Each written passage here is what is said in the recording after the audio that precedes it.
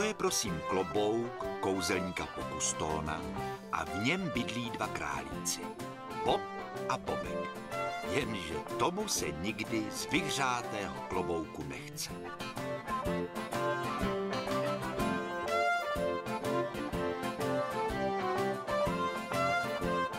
Vstáváme, Bobku, vstáváme, cvičíme.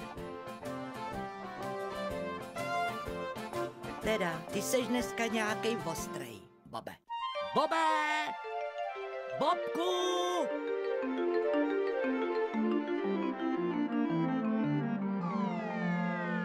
Jau, Vajs.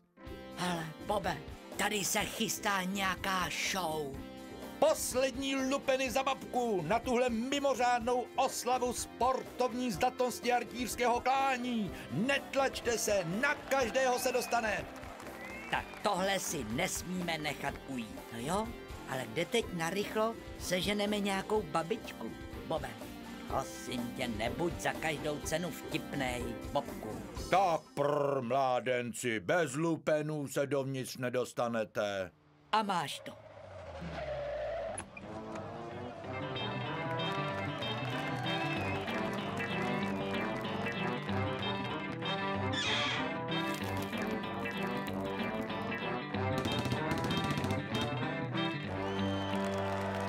Vidíš, Bobku, co dělá sport s lidským tělem?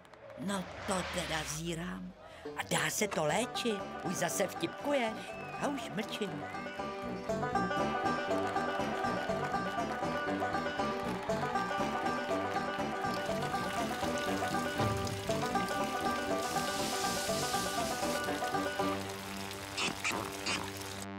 Bobku, za mnou! Dámy a pánové, dovolte, abych vám představil naše borce. V levém rohu Tonda Kladivo. V pravém rohu Jimmy Bruce, finalisté turnaje v disciplíně škůptrh. Bobe, oni spíš vypadají jako demoliční četa, než jako sportovci. Hele, nepůjdeme radši domů?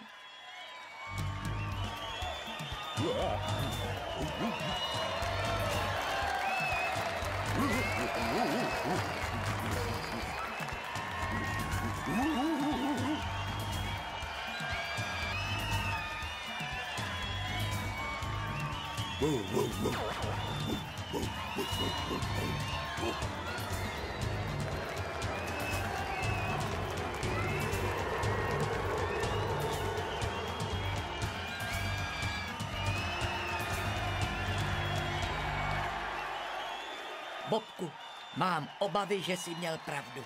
Musíme rázně zakročit, nebo nám tenhle krásný stánek kultury a sportu dočista zdemolují. Ovládej se, Bobe, vždyť se znáš. Zkus nejdřív vlídný slovo.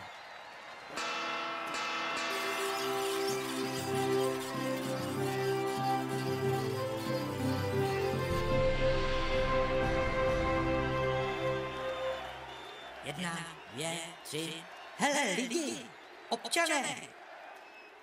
Já mám, Bobe, takovej slaboučkej pocit, že budeme muset trošičku přitlačit. Vzpomínáš, Bobe, na tu památnou rvačku v 91. roce o posvícení?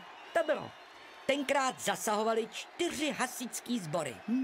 A stejně hospoda lehla popelem.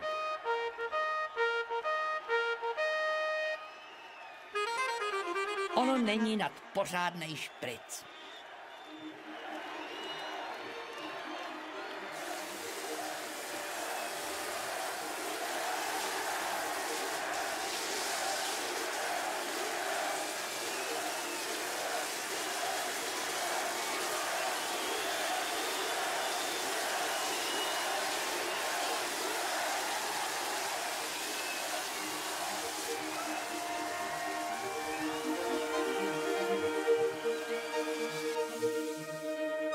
Věřil bys, Bobku, že studená voda léčí?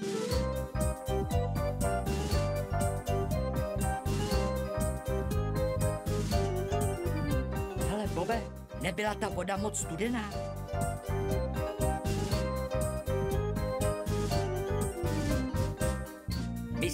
že jsme vykonali pořádný kus práce. To jo, Bobku, myslím, že by s náma mohl být pan Kubertén docela spokojený. Kterýho strejčka myslíš, Bobe? No to je ten pán, co pořád říká, aby lidi na sebe byli hodní. No vidíš, a já jsem se zapomněl rozloučit.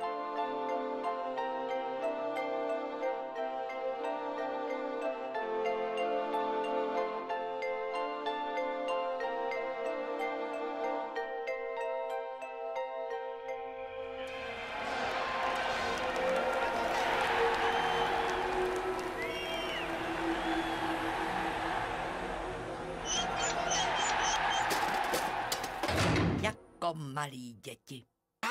Rozloučil ses i za mě, Bobe? No to víš, že jo. Jsou to ale roztomilí lidé, viď, Bobe? To jo, radši už spí. Dobrou noc. Dobrou.